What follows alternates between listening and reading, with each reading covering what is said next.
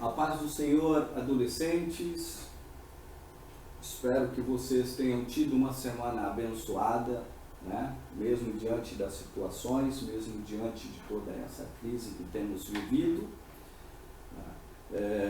Eu espero de coração que vocês tenham tido uma semana maravilhosa na presença de Deus. Eu, obviamente, gostaria muito de estar com vocês presencialmente em sala de aula, mas por causa de toda essa situação, sabemos não ser possível. Mas entendemos a importância do estudo da Palavra de Deus e é por isso que nós estamos, é por isso que eu estou aqui hoje, ministrando para vocês essa aula. Espero que essa aula lhe ajude muito, principalmente nesse momento de dificuldade, nesse momento de luta, nesse momento de dores para muitas famílias. Esse trimestre nós vamos falar sobre família. E nada mais importante do que aproveitar este momento que estamos passando para aprender a viver em família, para nos desapegarmos um pouco de tantas preocupações, de tantas tarefas diárias e estando em casa conseguirmos valorizar, não é verdade? E cultivar ainda mais a nossa família. Neste trimestre, a lição que tratará sobre família, ela traz 13 tópicos importantíssimos. São eles: o que é família? Segunda aula falaremos sobre há algo errado com a família. Na terceira aula, obediência e adoração. Quarta aula, eu devo ser assim? Quinta aula, falaremos sobre como conviver com o diferente. Sexta aula, os meus pais têm religiões diferentes. E agora? Na sétima aula, falaremos da preparação ou na separação entre pais, como agir nessa situação. Oitava aula, ouvindo os pais ou os amigos? Uma grande questão, não é verdade? Na nona aula falaremos sobre obrigações em família. Na 10ª, sobre o caráter, a melhor herança. A 11ª aula, a mídia virtual e a família. Na 12ª, sobre outros tipos de família. E por fim, finalizando o trimestre, falaremos sobre glória a Deus pela família. Um agradecimento a Deus pela família. E na aula de hoje, na primeira aula, falaremos sobre o que é família. Será que você já fez essa pergunta? Nós convivemos em família, mas o que é família? O nosso texto de destaque, ele está em Gênesis capítulo 1, versos 27 e capítulo 2, verso 24, que diz o seguinte: assim Deus criou os seres humanos, Ele os criou parecido com Ele, Ele os criou homem e mulher, e por isso que o homem deixa o seu pai e a sua mãe para se unir com sua mulher, e os dois se tornarão uma só pessoa. Os objetivos dessa aula é ensinar a você sobre a origem da família, explicar a importância da família e conscientizar-lhes sobre os planos de Deus para a nossa família. Pois bem, então o que é família? Nós vemos que o conceito de família na nossa sociedade, ou na sociedade pós-moderna, ela caminha na contramão do ensinamento bíblico. Eu não quero entrar muito nesse detalhe, mas fato é que a família como essência, com aquela pureza criada por Deus, segundo a Bíblia, uma família é formada de pai, mãe e filhos, e a família é uma instituição divina. Isso é algo idealizado e criado pelo próprio Deus. Então, nós temos visto que o inimigo, que Satanás, com todas as suas artimanhas, tem trabalhado para descaracterizar a família. Mas é importante que, como cristãos, possamos ouvir o que a palavra de Deus nos diz. Homem e mulher os criou, né? E devemos formar família segundo a concepção, né? Segundo a orientação que a Bíblia nos dá. Pai e mãe, assim é que Deus fez. A origem da família, nós vamos encontrar no livro de Gênesis, no seu capítulo 1, versos 27 e 28, que criou Deus, o homem, à sua imagem. A imagem de Deus o criou. Homem e mulher os criou. E Deus os abençoou e disse: olha, frutificai, multiplicai e enchei a terra.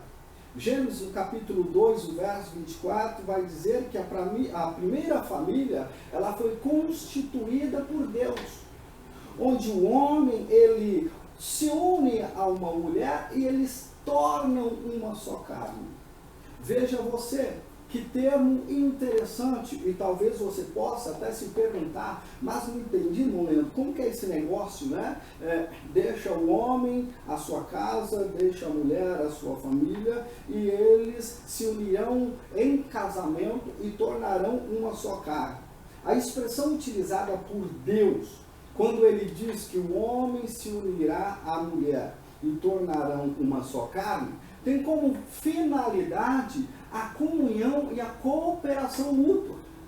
Veja você que quando nós estamos solteiros, né, você como adolescente, você fala com o pai, sai. Né? Você fala com a mãe, olha mãe, vou sair.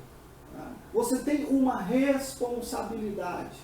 Né? Você presta conta sobre as suas decisões, sobre as suas atitudes. A partir do momento que você casa, tudo o que você faz, ele deve ser pensado, ou tudo aquilo que você faz deve ser pensado no âmbito familiar. Será que isso está certo? Será que não está certo? As decisões precisam ser tomadas com a minha esposa, com o meu esposo. Não posso fazer isso sem comunicar a minha esposa, não posso fazer aquilo sem comunicar o meu esposo. Né? Então eles deixam de viver para si e passam a viver para o outro, um para o outro. Né? Então eles começam a viver ali uma unidade. Percebe? E qual a importância da família? O Senhor disse em Gênesis capítulo 2, versículo 18, que não era bom que o homem vivesse sozinho. Vou fazer para ele alguém que ajude como se fosse uma adjuntora, como se fosse uma ajudadora. Então Deus, ele cria a mulher porque ele vê e percebe que o homem estava muito só. Deus nos fez como seres sociais e precisam, ou seja, que precisam de outros semelhantes para entender ou para se entender como pessoa e se relacionar com o outro. Deus nos fez visando um relacionamento, para que relacionássemos. Né? E a primeira vivência do ser humano, ela acontece em família. Isso se nós quisermos ou não, independe da nossa vontade.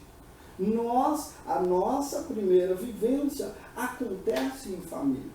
Você não consegue deixar uma criança sem nenhum auxílio. Né?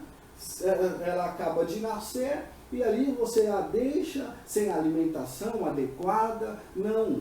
Se o fizer dessa forma, aquela criança vem a óbito. Mas precisa existir um cuidado. Né? Você nasce a partir de uma mãe. Você nasce a partir de uma necessidade, né? De um desejo dos seus pais de formar uma família. Percebe? Na família, aprendemos os primeiros passos e recebemos os primeiros cuidados das nossas vidas. Né? é ali que nós temos todos os cuidados, é ali que nós temos todos os respaldos, é ali que nós encontramos tudo aquilo que nós precisamos de início para começar a nossa caminhada como ser humano, como pessoas criadas para adorar, para bendizer e exaltar o nome santo do Senhor. Diferente da maioria dos animais, o ser humano ele precisa muito desse cuidado paterno, desse cuidado materno no início da sua vida. Pois não conseguimos fazer nada sem o auxílio dele. Como eu disse, se uma criança nasce e ela é deixada de lado, sem alimentação, aquela criança vai morrer. Então nós devemos entender que não somos como os animais, que nós fomos criados por Deus diferentes, nós somos criados por Deus à sua imagem e à sua semelhança. É a família que lhe dá o nome e sobrenome. Eu não me chamo apenas Leandro, eu me chamo Leandro de Avelar Fernandes. Quem escolheu esse nome foram os meus pais. Quem escolheu o seu nome foram os seus pais. Então, que determina a família é que determina a sua estratificação social. Mas o que é isso, irmão? É o conceito que envolve a classificação das pessoas em grupos com base na sua condição socioeconômica. Você já ouviu aquele termo que diz, fulano de tal, esse nasceu em berço de ouro. A sua estatização, a sua posição social é determinada pelo meio que você vive, que você nasce, que você é criado.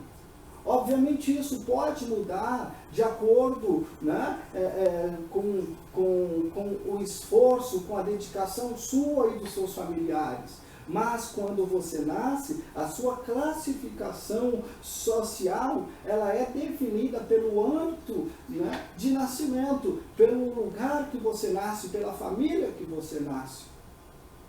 Tá? É a família que lhe concede o biotipo específico da sua raça. Olha, eu sou negro com orgulho, eu sou branco, eu sou pardo, a sua genética, o seu tipo sanguíneo, tudo isso é herança da sua família.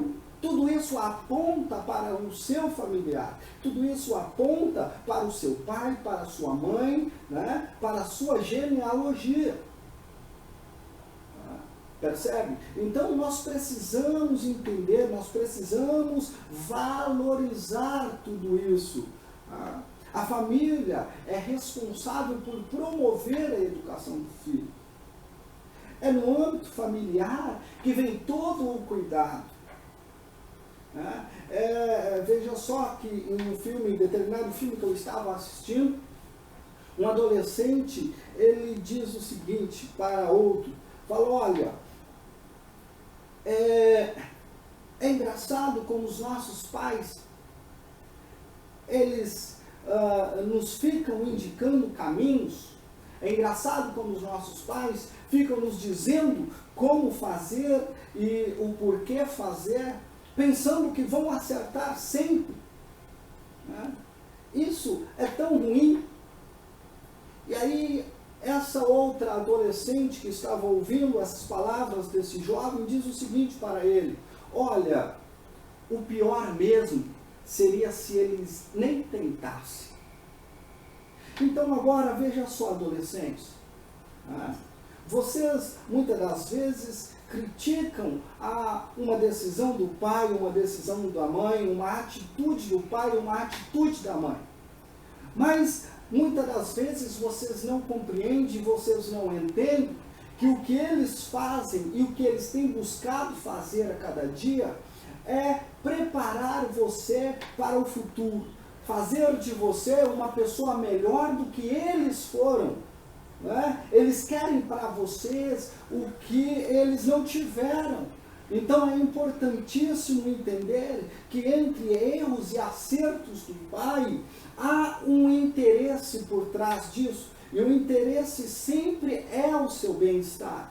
É o você estar bem, né? É o você ser uma pessoa melhor do que eles foram.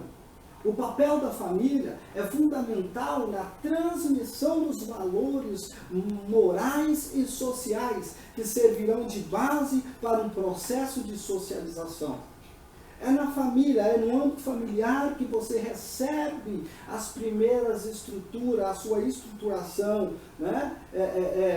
Como ser.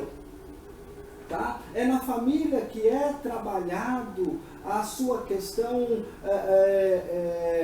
mental, a sua estrutura psicológica. Né? É na família, se você vive numa família onde há desordem, onde há caos, há uma grande probabilidade de você ser uma pessoa problemática no futuro.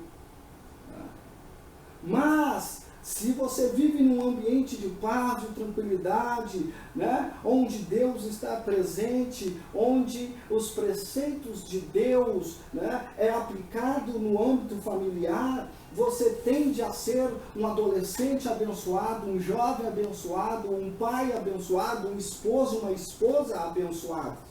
Né? Por quê? Porque você se espelha no início da sua vida. Quem são as suas referências? As referências que você tem de vida são dos seus progenitores, são dos seus pais, são da sua mãe, né? Do seu pai, da sua mãe, dos seus irmãos, dos seus avós, são daqueles que estão junto com vocês. No mundo antigo, a família ela tinha outra utilidade prática, dar proteção aos seus membros. Então, quanto maior a família, maior era a segurança que eles possuíam de transitar entre um ponto e outro, né? Nos desertos da vida, enfim. Né? Quanto maior a família, maior a probabilidade de se proteger os interesses da casa. Né? Isso nós vamos encontrar em Salmo 127, versos 4 e 5. Tá? Então, veja que não é somente os nossos interesses que devem ser, e eu gostaria de focar isso, né? De externalizar isso a vocês. Né? Precisamos levar em conta não apenas os nossos interesses como filho, ou como filhos. Quando vivemos em família, nós vivemos um para o outro. Então eu preciso considerar, né, eu preciso entender a necessidade da minha família. Tem muitas pessoas, né, nós vemos aí muitas situações de pessoas que nascem num ambiente deplorável, num ambiente, né, socioeconômico, das piores condições possíveis. E esse filho se destaca com muito trabalho, com muita dedicação dos seus pais, ele coloca ele numa posição social melhor, mas depois eles abandonam, eles saem desse espaço, né?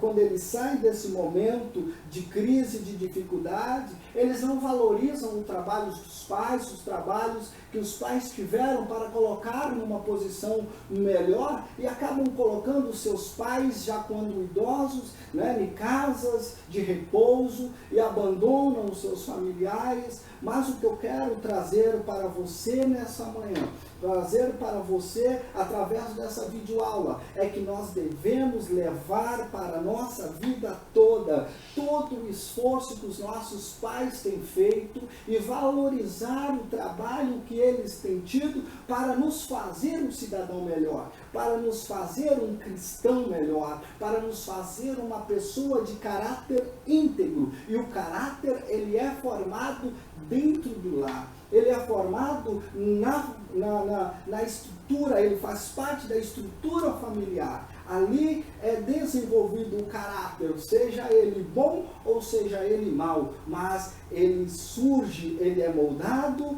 ele é iniciado ali no âmbito familiar. Então nós precisamos valorizar. Outro ponto que eu gostaria de tratar para vocês é famílias no plano de Deus. Tá? Veja que Deus, Ele nos cria para viver em família, não é verdade?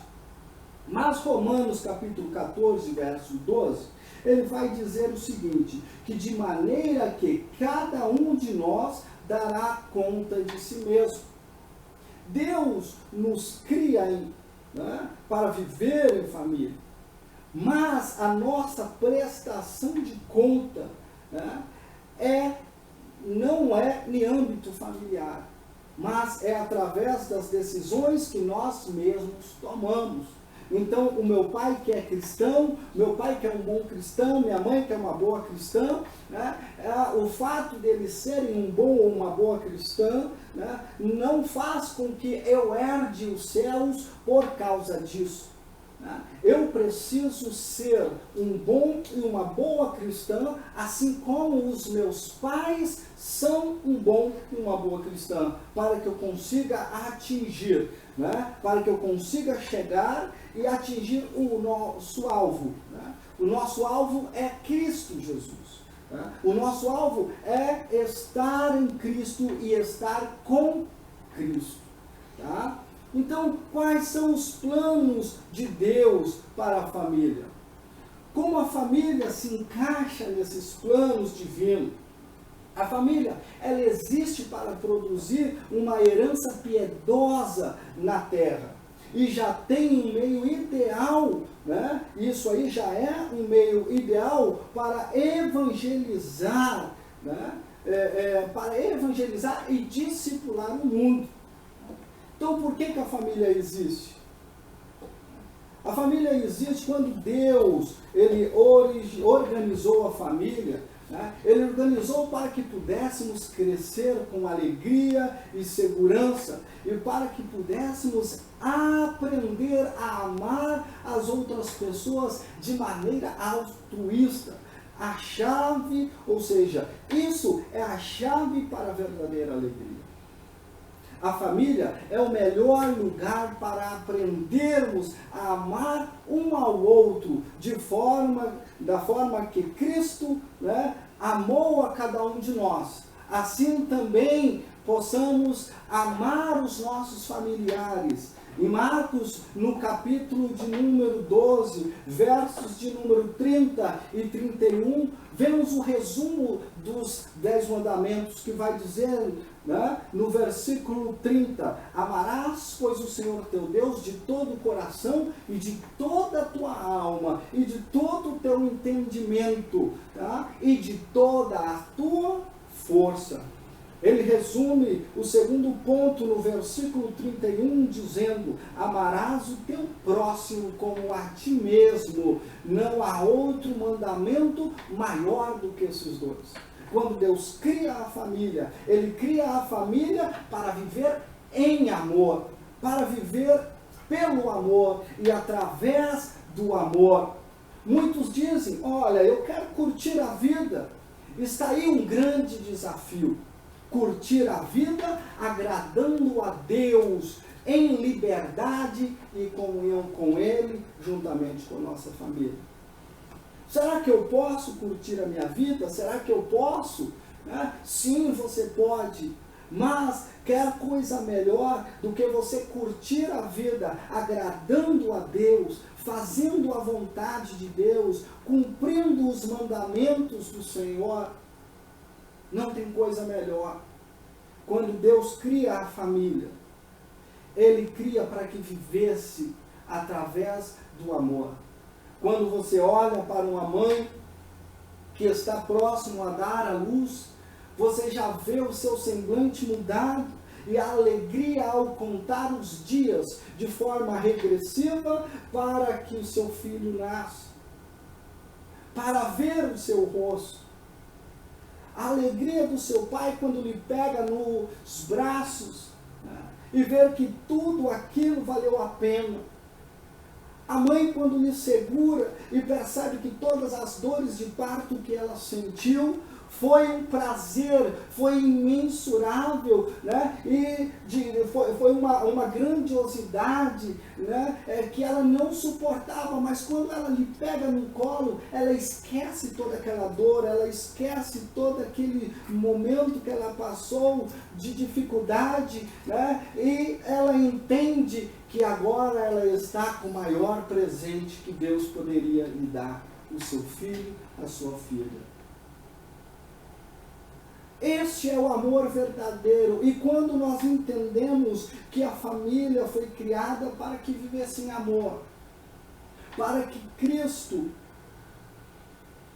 morresse na cruz do Calvário, Deus, ele precisou amar o mundo de uma maneira tão grande, de uma maneira tão imensurável, que ele pega e envia o seu filho e diz, olha, vai lá, meu filho, e morre porque eu quero restaurar a comunhão com a minha igreja, com os meus filhos. Eu quero perdoar os pecados dele.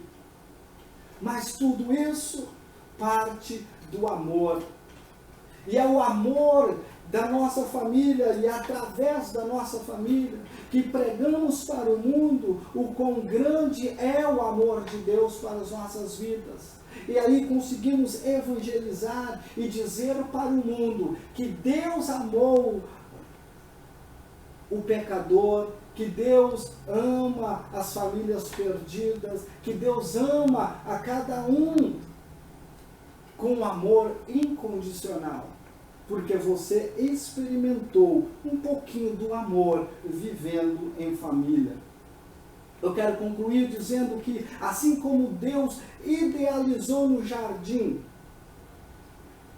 que a nossa família seja um exemplo para o mundo, indo e pregando o Evangelho, seja na igreja, ou em casa, ou na escola, ou através de uma videoaula, fazendo a diferença e seguindo a vontade de Deus em todo lugar e em todo tempo.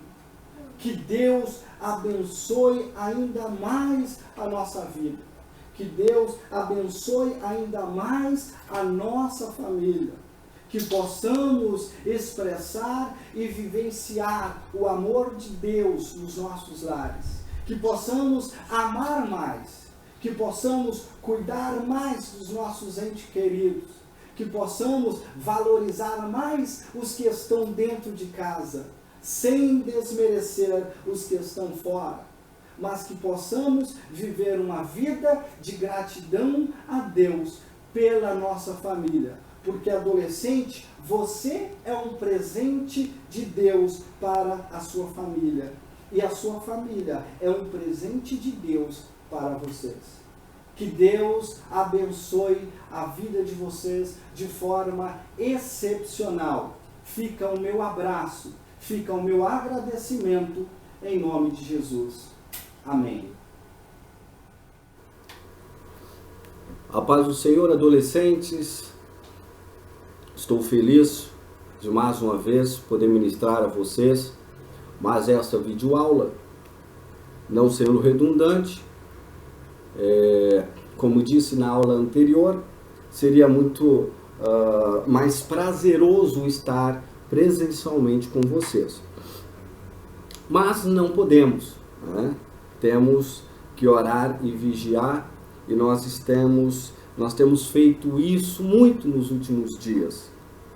Na aula anterior, nós falamos sobre o que é família. Nela, nós ensinamos a importância ou a origem da família, explicamos a importância da família e conscientizamos sobre os planos de Deus para a nossa família.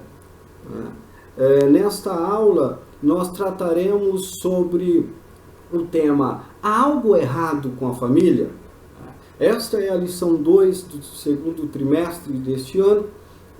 E temos tratado sobre família, um bem tão precioso deixado instituído por Deus. Nesta aula, apresentaremos os atuais problemas da família. Fundamentaremos o problema da ignorância no conhecimento ou sobre o conhecimento de Deus. Né? E reafirmaremos as consequências do pecado. Tá? Tudo que nós fazemos, nós prestaremos conta diante de Deus. O nosso texto de destaque está em Romanos, no capítulo 1, verso 28, que diz o seguinte: e como não querem saber do verdadeiro conhecimento a respeito de Deus, ele entregou os seres humanos aos seus maus pensamentos, de modo que eles fazem o que não devem fazer.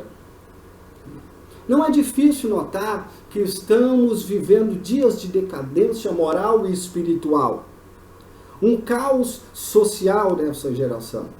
As nossas crianças, os adolescentes, né, jovens, tantos outros têm sido atacados de diferente forma. E com isso, o conceito de família é um dos objetivos, é um dos alvos inconstantes, né, ou constantes de Satanás, para destruir, para tentar acabar. O que está acontecendo então com as famílias? Uma das relações pelas quais a vida familiar é um grande desafio é porque ela está sob constantes ataques espirituais, né, do diabo e dos seus agentes. Veja, mas por que isso, irmão Leandro? Nós podemos citar alguns exemplos. O relacionamento matrimonial entre esposo e esposa, né, entre cônjuge, né, por exemplo, reflete como Cristo se relaciona com a igreja. Por vezes, Cristo vai tratar a igreja como sendo a noiva do Cordeiro. Né? E ele espera que essa noiva chegue diante dele pura, sem mácula, né? Branca, limpa diante de ti para o grande encontro. Já o relacionamento de uma criança com os pais é uma figura da nossa relação com Deus, né? Ele que é o Criador de todas as coisas, Ele que é um verdadeiro Pai para nós. Quem é pai sabe o cuidado que deve ter e que tem com seus filhos. E quem é filho entende o zelo que tem os seus pais, né, por você. A confiança que você deposita no seu pai, essa confiança deve ser ainda maior na confiança do que a confiança que você deposita em Deus. Essa confiança em Deus deve ser muito maior do que a confiança que você tem nos seus pais.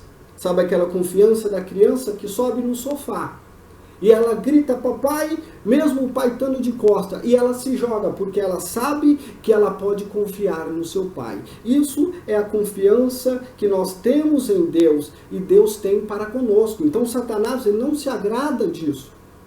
E isso é um exemplo para o mundo.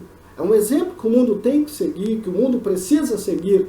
Então Satanás ele vem para destruir as famílias e a família vem sendo o principal alvo de Satanás para poder destruir a nossa comunhão com Deus.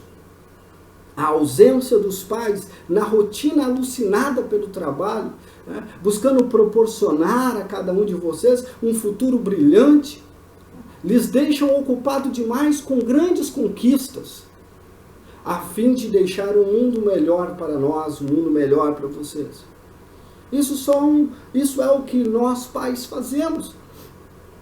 Nós queremos preparar o mundo para vocês. Mas isso prova que muitos de nós temos trabalhado, nós pais temos trabalhado de forma errada, adolescentes. Eu digo nós pais porque eu me enquadro, eu sou um pai. Então, muitas das vezes me vejo apegado às coisas que visando preparar o melhor para o meu filho, enquanto que as Escrituras nos ensinam que eu devo preparar muito bem o meu filho para que ele possa entrar no mundo e fazer a diferença.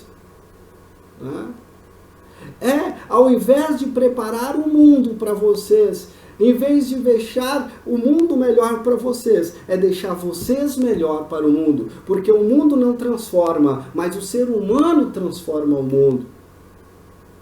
Hoje em dia, vemos formações familiares fugindo do padrão divino e a consequência disso é a falência da estrutura familiar.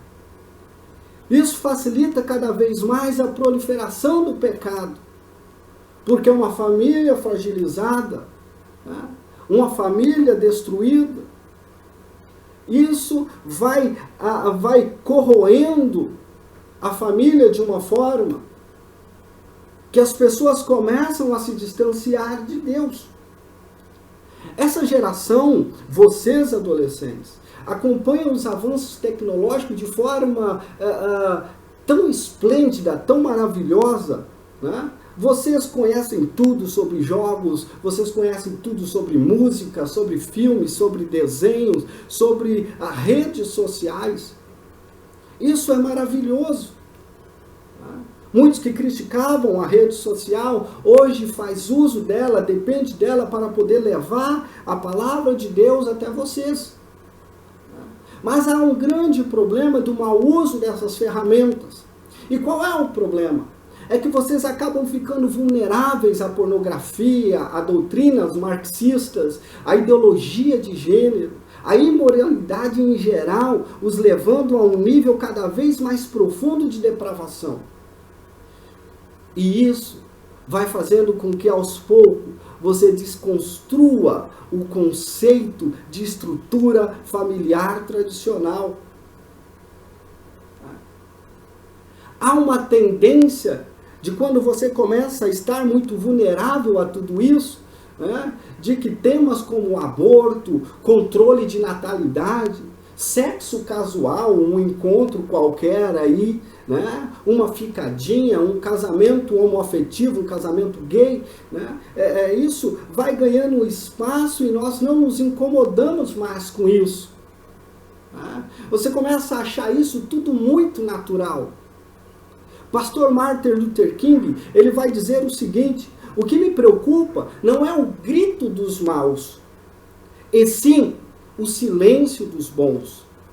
O mundo grita por socorro frequentemente, mas dificilmente nós vemos os bons fazendo algo que deveria fazer, atender o chamado que Deus tem. E a família também tem um chamado excepcional de Deus.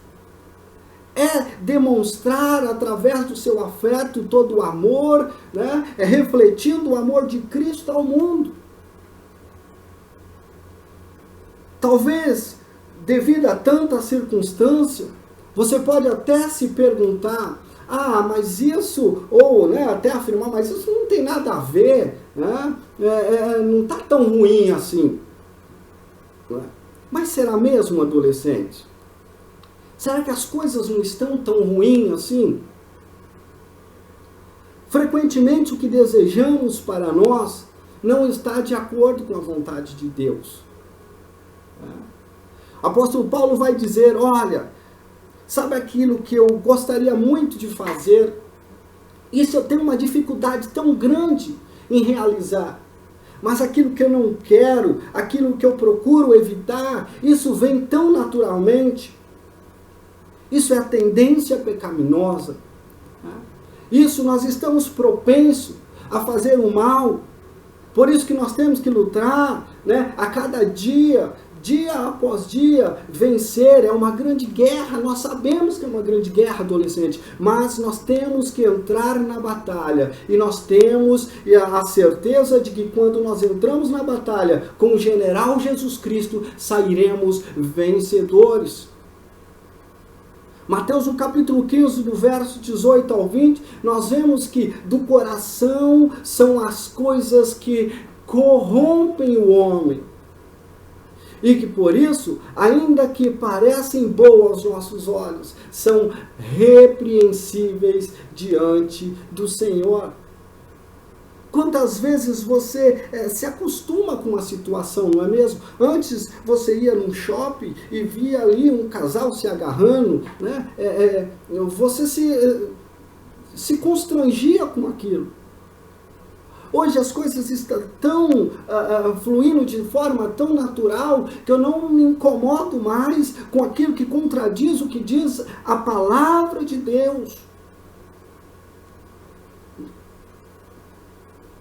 Ou será que eu estou errado? A palavra de Deus, ela diz que enganoso é o coração humano, Jeremias capítulo 17, verso 9, e que os seus desejos podem nos levar a um erro.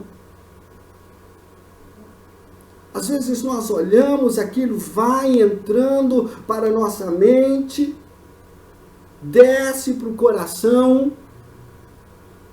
e começa ali a abrir brecha para que Satanás trabalhe.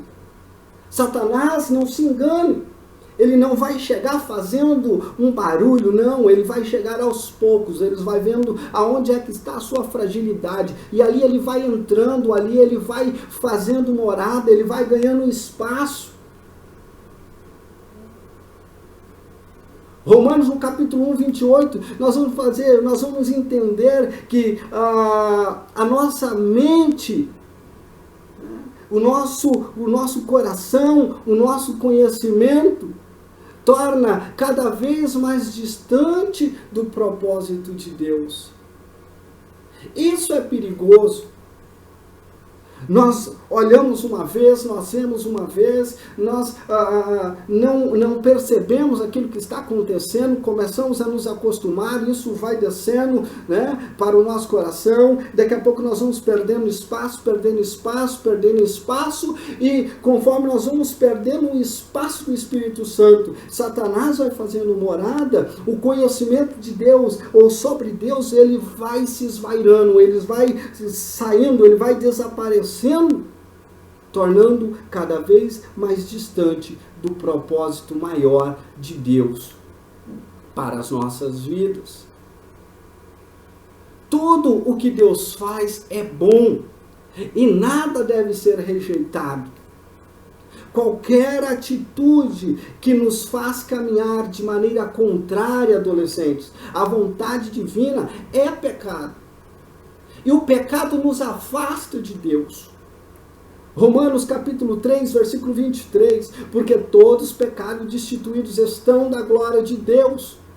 E o pecado, ele gera a morte, Romanos capítulo 5, versículo 12, portanto, assim como por um só homem entrou o pecado no mundo e pelo pecado a morte, assim também a morte passou a todos os homens, porque todos pecaram. Agora você me pergunta, mas isso não tem nada a ver, não pode ser tão ruim assim? Pois bem, adolescentes, acredite, perder a vida eterna é a pior coisa que pode acontecer a alguém. Às vezes não entendemos o que está acontecendo, não entendemos o nosso chamado. Nas lições mais para frente veremos alguns outros assuntos que completam esse que nós estamos falando aqui agora, né? Mas é importante entender que eu faço parte de um presente lindo que Deus deu para a minha família. E eu preciso ser agente de transformação dentro da minha casa. Eu preciso ser agente de transformação dentro do meu lar. Eu não posso ser o agente que vai levar para dentro da minha casa o pecado. Eu não posso ser o agente que vai levar para dentro da minha casa a destruição. Eu não posso ser o agente que vai levar para dentro da minha casa a discórdia. Eu preciso ser o agente de união. Eu preciso ser aquele que Deus nos chamou para ser. Mas, irmão Leandro, tem saída? Se eu já entrei numa situação como essa, como é que eu faço? Eu quero que você leia comigo 2 Coríntios, no capítulo de número 7, versículos de número 9 e 10.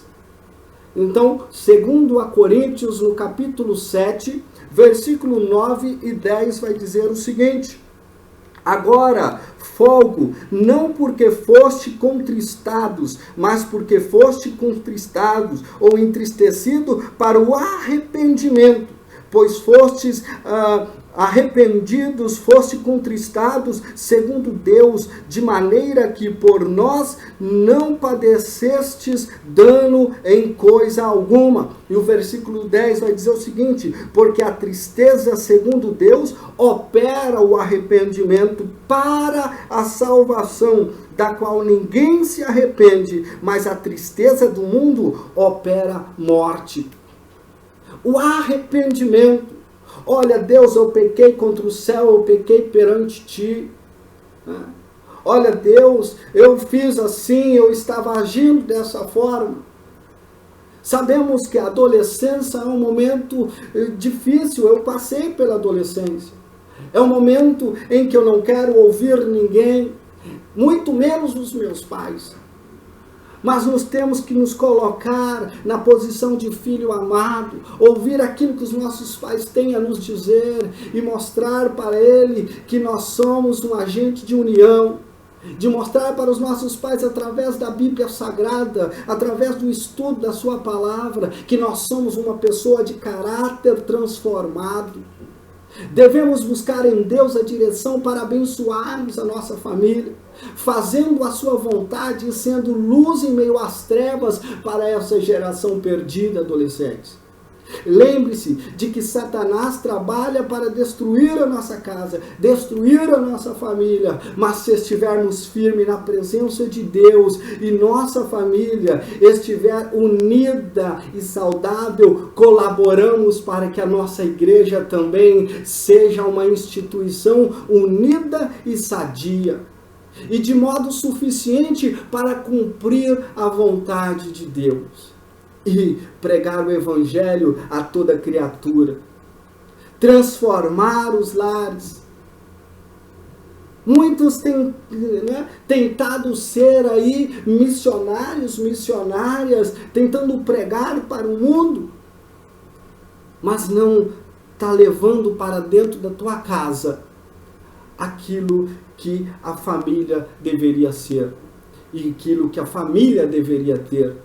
Levar para dentro de casa o amor, ser o amor, viver o amor, pregar o amor, porque é através do amor que as pessoas são contagiadas, e é através desse contágio que as pessoas começam a receber a presença de Deus, e o Espírito Santo vai trabalhando nos corações e vendo, olha, aquela família é um exemplo de família cristã. Se for para ser cristão, eu quero ser como aquele jovem, como aquele adolescente.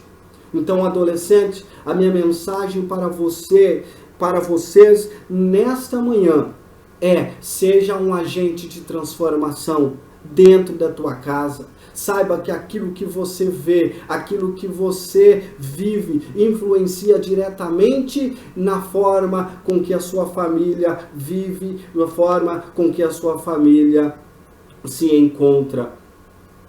É reflexo daquilo que você é, daquilo que você leva para casa. Se você leva coisas boas, sua família tenderá a ser uma família abençoada.